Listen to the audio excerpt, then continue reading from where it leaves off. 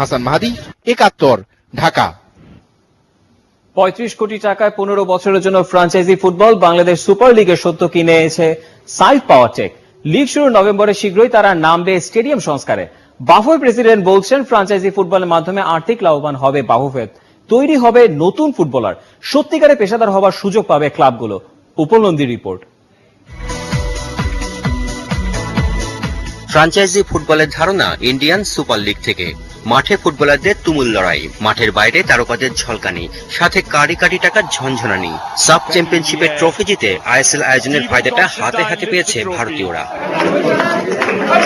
Franchise football হবে বাংলাদেশেও, নাম হবে বাংলাদেশ সুপার লিগ। টাকা ঢালবে Saif Powertec, technical support football ফেডারেশনের।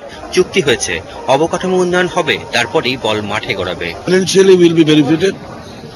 Because they will give us a license fee.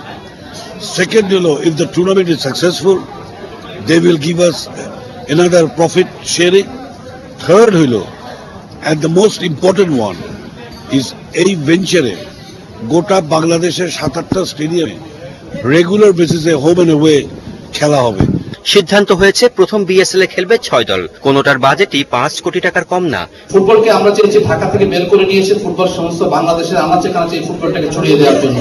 যদি এই প্রসেসে আমরা যেতে পারি এবং আগামী ২-৩ বছর পরে কিন্তু ফুটবলের যে অবস্থা আমরা দেখতে পাচ্ছি, সেটা কিন্তু একটা ডিফারেন্ট লুকে আমরা দেখতে পাবো। এবং আমাদের স্বপ্ন হচ্ছে বাংলাদেশকে নিয়ে, ফুটবলকে নিয়ে বাংলাদেশের পৃথিবীর মানচিত্রে একটা সুন্দর একটা অবস্থান সৃষ্টি করা। ফ্র্যাঞ্চাইজি ফুটবল আয়োজনে সরকারি সাপোর্টও পাচ্ছে আয়োজকেরা, নিশ্চয়তা পেয়েছে বিভাগীয় স্টেডিয়ামগুলোর সংস্কারের। ফুটবলটাকে জনপ্রিয় করার জন্য আমার মনে হয় এটা একটা ভালো পন্থা, যেটা সাইফ পাওয়ারের ব্যবস্থাপনা পরিচালক যে কথাটা বলেছেন, এইভাবে গ্রামে গঞ্জে ফুটবলটাকে নিয়ে যাওয়া।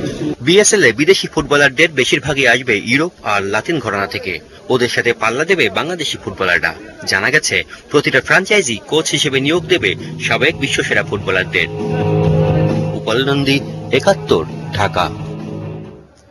যত বেশি সম্ভব আন্তর্জাতিক গেমসগুলোতে অ্যাথলিট পাঠানোর সিদ্ধান্ত নিয়েছে ক্রীড়া মন্ত্রণালয়। এজন্য বাংলাদেশ অলিম্পিক অ্যাসোসিয়েশনকে থোক বরাদ্দ